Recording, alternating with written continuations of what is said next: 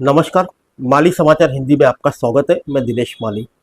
भाजपा में शामिल होने का एकनाथ खड़से का ऐलान। कहा, अगले सप्ताह भाजपा में वापसी करूंगा। आइए जानते हैं विस्तार से। महाराष्ट्र की राजनीति में लगातार खींचतान जारी है।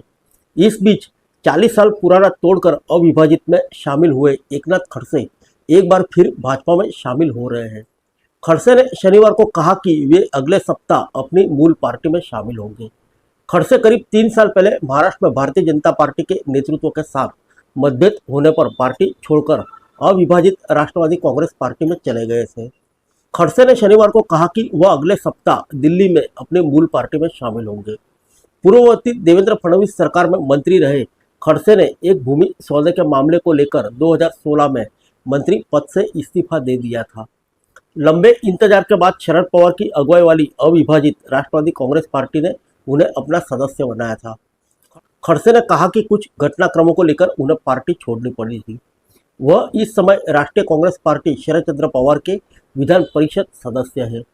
एक समय महाराष्ट्र में भाजपा के शीर्ष नेताओं में शुमार रहे खड़के उम्र 71 साल ने पीटीआई भाषा से कहा, मैं भाजपा में लौट रहा हूँ। मैंने भाजपा के केंद्रीय नेतृत्व से संपर्क किया और पार्टी में लौटने की इच्छा जताई। मैं अगले सप्ताह दिल्ली में औपचारिक रूप से भाजपा में शामिल हो जाऊंगा। मीडिया रिपोर्ट के मुताबिक एनसीपी प्रमुख शरद पवार विधान परिषद सदस्य एकनाथ खड़से को रावेर सीट से उनकी ही बहू रक्षा खड़से के खिलाफ मैदान में उतारना चाहते थे, जिन्हें उन्हें ठुकरा दिया है। खड़से के आने से उत्तर महाराष्ट्र में भाजपा और मजबूत होगी, जबकि शरद पवार के लिए बड़ा झटका होगा। जुलाई 2023 में महाराष्ट्र की सियासत में बड़ा उलटफेर हुआ, जब अजित पवार ने एनसीपी से बगावत कर दी। पार्टी में फूट के बाद एनसीपी पर अधिकार पर चाचा भतीजे आमने सामने आ गए।